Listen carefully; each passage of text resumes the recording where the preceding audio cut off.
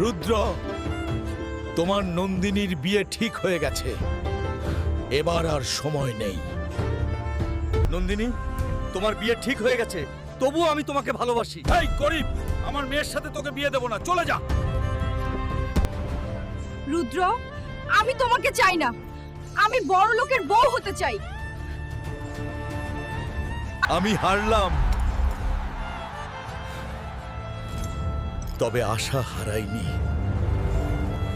ভালোবাসা হারালাম, এবার নিজের ভাগ্য গড়ব। এই লোকটাই নাকি সেই গরিব রুদ্র?